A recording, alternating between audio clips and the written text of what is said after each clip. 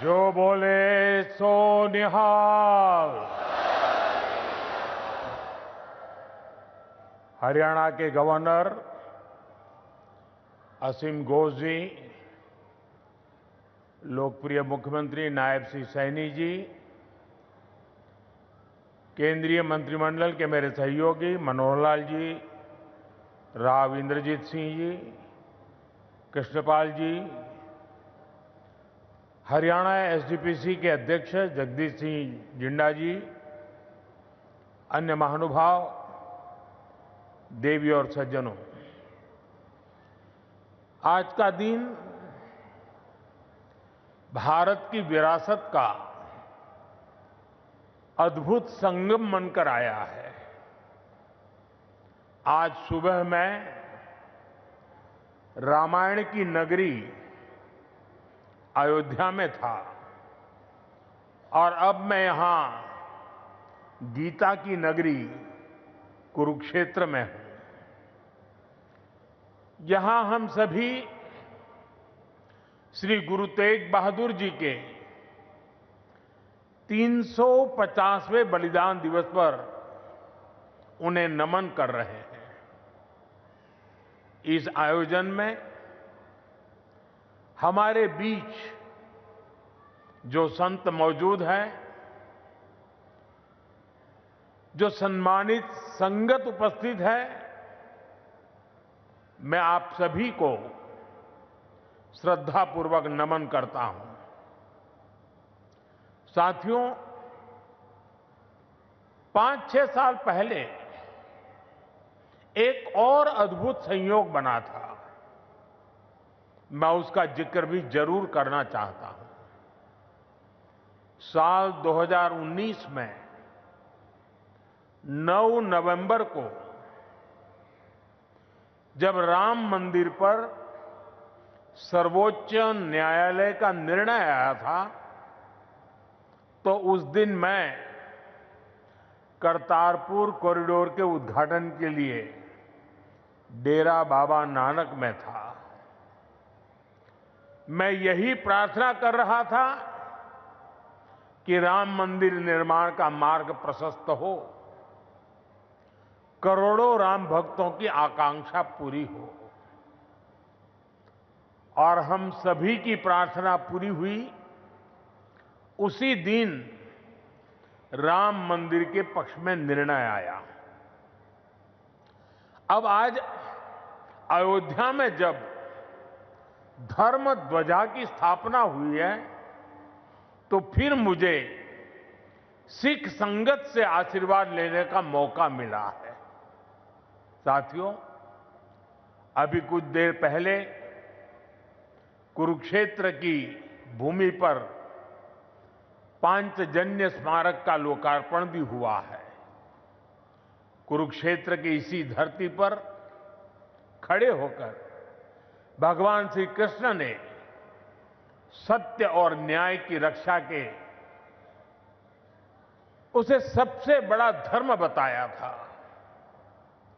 उन्होंने कहा था, स्वधर्मे निधनम श्रेय, अर्थात सत्य के मार्ग पर अपने धर्म के लिए प्राण देना भी श्रेष्ठ है।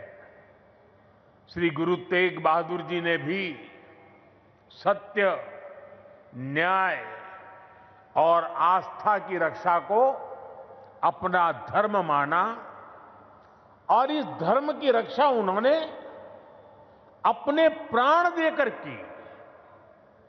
इस ऐतिहासिक अवसर पर भारत सरकार ने श्री गुरु तेग बहादुर जी के चरणों में एक स्मृति डाक टिकट और विशेष सिक्का भी समर्पित करने का सौभाग्य पाया है। मेरा कामना है हमारी सरकार गुरु परंपरा की इसी तरह निरंतर सेवा करती रहे। साथियों, कुरुक्षेत्र की यह पवित्र भूमि सिख परंपरा का एक महत्वपूर्ण केंद्र है। इस भूमि का सौभाग्य देखिए, सिख परंपरा के लगभग सभी गुरु अपनी पावन यात्रा के दौरान यहां आए। जब 9वीं पातशाही श्री गुरु तेग बहादुर जी इस पवित्र भूमि पर पधारे तो उन्होंने यहां अपने गहन तप और निर्भीक साहस की छाप छोड़ी थी। साथियों, श्री गुरु तेग बहादुर जी जैसे व्यक्तित्व इतिहास में विरले ही होते हैं। उनका जीवन, उनका त्याग, उनका चरित्र बहुत बड़ी प्रेरणा है। मुगल आक्रांताओं के उस काल में गुरु साहब ने वीरता का आदर्श स्थापित किया। हम सब जानते हैं कि श्री गुरु तेग बहादुर जी के शहीद होने से पहले क्या हुआ था। मुगल आक्रांताओं के उस काल में कश्मीरी हिंदुओं को जबरन धर्मांतरण किया जा रहा था। इस संकट के बीच पीड़ितों के एक दल ने गुरु साहब से सहयोग मांगा। तब से गुरु साहब ने उन पीड़ितों को जवाब दिया था कि आप सब औरंगजेब को साफ साफ कह दें, यदि श्री गुरु तेग बहादुर इस्लाम स्वीकार कर लें तो हम सब इस्लाम धर्म अपना लेंगे। साथियों, इन वाक्यों में श्री गुरु तेग बहादुर जी की निडरता, उसकी पराकाष्ठा थी। इसके बाद जिसकी आशंका थी वही हुआ। उस क्रूर औरंगजेब ने गुरु साहिब को बंदी बनाने का आदेश दिया, लेकिन गुरु साहब ने खुद दिल्ली जाने की घोषणा कर दी। मुगल शासकों ने उन्हें प्रलोभन भी दिए, लेकिन श्री गुरु तेग बहादुर अड़िग रहे। उन्होंने धर्म और सिद्धांतों से समझौता नहीं किया और इसलिए उनका मन तोड़ने के लिए गुरु साहब को पथ से डिगाने के लिए उनके सामने उनके 3 साथियों, भाई दयाला जी, भाई सतीदास जी, भाई मतीदास जी की निर्ममता से हत्या की गई। लेकिन गुरु साहब अटल रहे, उनका संकल्प अटल रहा। उन्होंने धर्म का रास्ता नहीं छोड़ा। तब की अवस्था में गुरु साहब ने अपना शीश धर्म की रक्षा को समर्पित कर दिया। साथियों, मुगल इतने पर ही नहीं रुके थे। उन्होंने गुरु महाराज के शीश को अपमानित करने का भी प्रयास किया, लेकिन भाई जेता जी ने अपने पराक्रम के बल पर उनके शीश को आनंदपुर साहब पहुंचाया। इसलिए ही श्री गुरु गोविंद सिंह जी ने लिखा है, तिलक जंजू राखा प्रभता का, तेग बहादुर सी क्रिया करीन किनु आन। इसका अर्थ था कि धर्म का तिलक सुरक्षित रहे, लोगों की आस्था पर अत्याचार न हो, इसके लिए गुरु साहिब ने सब कुछ न्यौछावर कर दिया। साथियों, आज गुरु साहब की इसी बलिदान भूमि के रूप में आज दिल्ली का शीशगंज गुरुद्वारा हमारी प्रेरणा का एक जीवन स्थल बनकर खड़ा है। आनंदपुर साहब का तीर्थ हमारी राष्ट्रीय चेतना की शक्ति भूमि है। और आज हिंदुस्तान का जो स्वरूप शेष है, उसमें गुरु साहब जैसे युग पुरुषों का त्याग और समर्पण समाहित है। और इसी त्याग के कारण श्री गुरु तेग बहादुर साहब को हिंद दी चादर कहकर पूजा जाता है। साथियों, हमारे गुरुओं की परंपरा हमारे राष्ट्र के चरित्र, हमारी संस्कृति और हमारी मूल भावना का आधार है। और मुझे संतोष है कि पिछले 11 वर्षों में हमारी सरकार ने इस पावन परंपराओं को, सिख परंपरा के हर उत्सव को राष्ट्रीय उत्सव के रूप में भी स्थापित किया है। हमारी सरकार को श्री गुरु नानक देव जी के 550वें प्रकाश पर्व पर, श्री गुरु तेग बहादुर साहब जी के 400वें प्रकाश पर्व और श्री गुरु गोविंद सिंह जी के 350वें प्रकाश पर्व को भारत की एकता और अखंडता के उत्सव के रूप में मनाने का अवसर मिला। पूरे भारत के लोग अपने मत, परंपरा और मान्यताओं से आगे बढ़कर इन योजनाओं में सम्मिलित हुए हैं। साथियों, हमारी सरकार को गुरुओं से जुड़े पवित्र स्थलों को भव्यतम और दिव्यतम रूप देने का सौभाग्य भी मिला है। बीते एक दशक में अनेक ऐसे अवसर आए हैं जब मैं व्यक्तिगत रूप से गुरु परंपरा के आयोजनों का हिस्सा बना। कुछ समय पहले जब अफगानिस्तान से गुरु ग्रंथ साहब के 3 मूल स्वरूप भारत आए थे, तो यह हर देशवासी के लिए गौरव का क्षण बना था।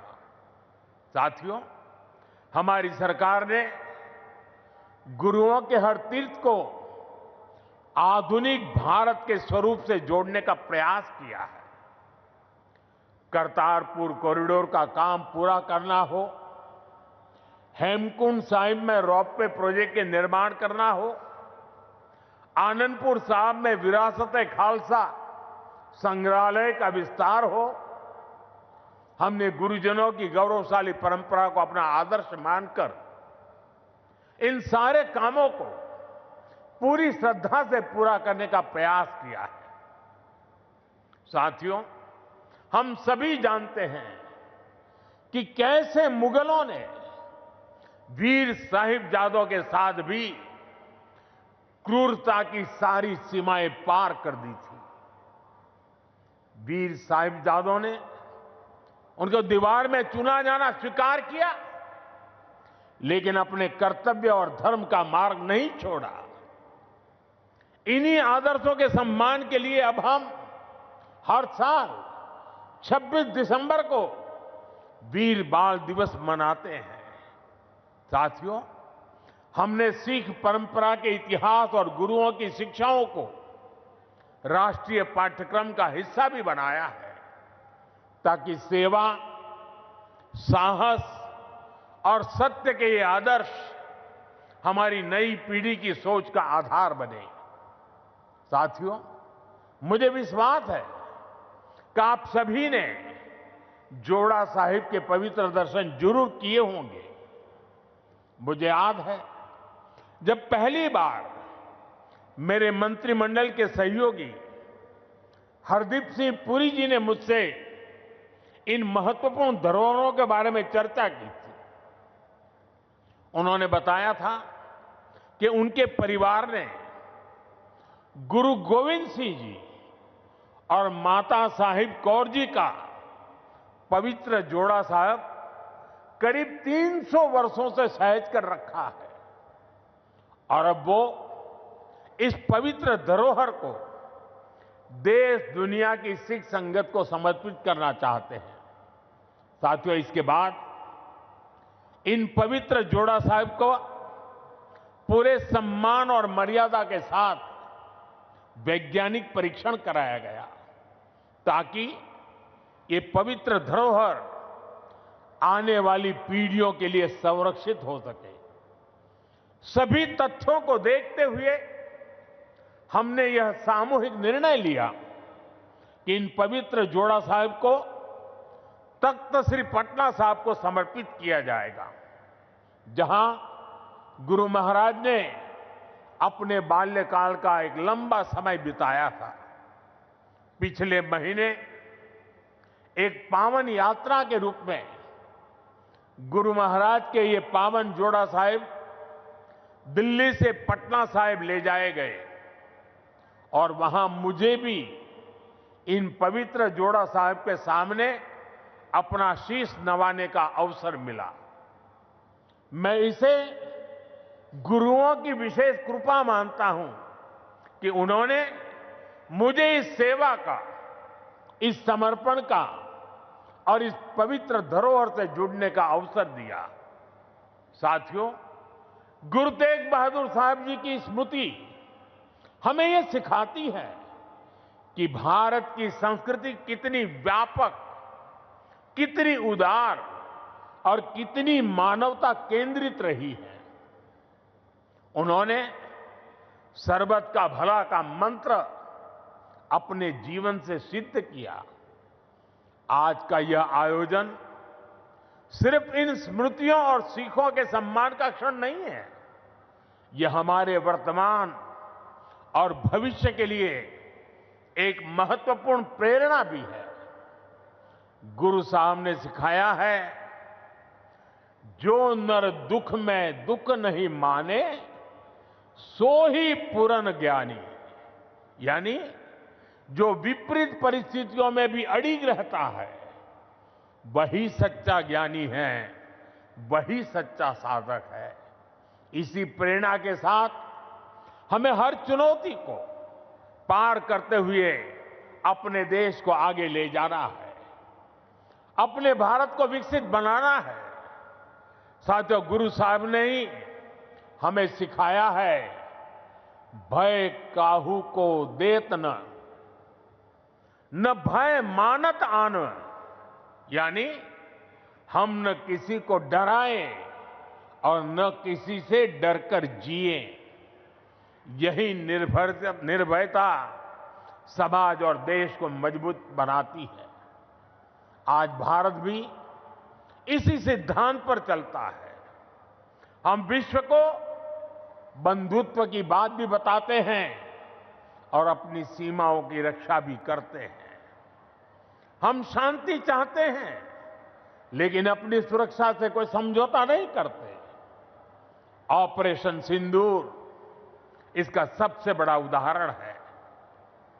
पूरे विश्व ने ये देखा है, नया भारत न डरता है, न रुकता है और न आतंकवाद के खिलाफ झुकता है।